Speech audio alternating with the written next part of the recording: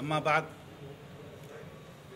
ये जो हम अपनी नाराज़गी का इजहार जो कर रहे हैं, मैं अपनी तरफ से और करनूल तमाम अहलियान करनूल की तरफ से ये इजहार करते हुए बड़ा दुख महसूस कर रहा हूँ कि बावजूद जानने के इस तरह के कार्टून निकालने से मुसलमानों को कितनी अजियत होती है।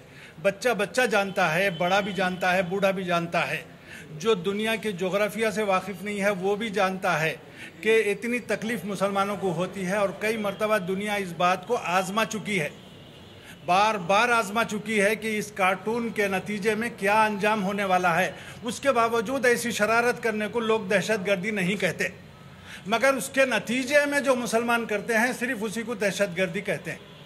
मकबूल फ़िदा हुसैन एक बहुत बड़ा दुनिया का माना हुआ पेंटर था।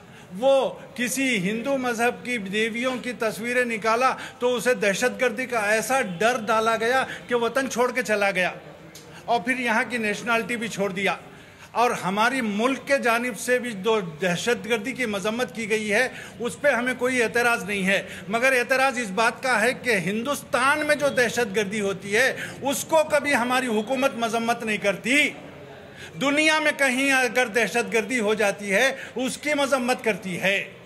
हमारे मुल्क में मॉब लिंचिंग के इतने वाक़यात हो गए मगर हमारी हुकूमत ने एक लफ्ज़ नहीं कहा।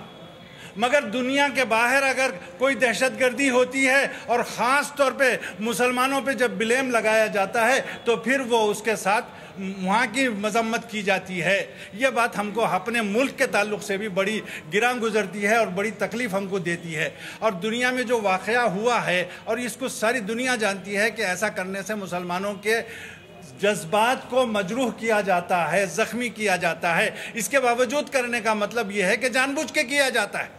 और ये कोई नए कार्टून का वाक़या नहीं है। जो पिछली मर्तबा ये कार्टून बनाए गए थे और 12 लोगों को उड़ा दिया गया था, उसके बावजूद ऐसा करने का मतलब यह है कि और कुछ मजम्मत और कुछ मुसलमान दहशतगर्दी करें और उसके बाद जो है हम उनकी मजम्मत करें। इसके बारे में हमको बड़ा दुख है। ये आज की प्रेस मीट इस बात की अलामत है कि हम अपने दुख का इजहार इस तरह से इस जमहूरी मुल्क में जमहूरियत के तरीक़े पर हम अपनी जो है दुख का इजहार कर रहे हैं। और आइंदा भी हमारे कुछ प्रोग्राम होंगे जिसमें हम अपने दुख का, दर्द का इजहार करेंगे इंशाअल्लाह।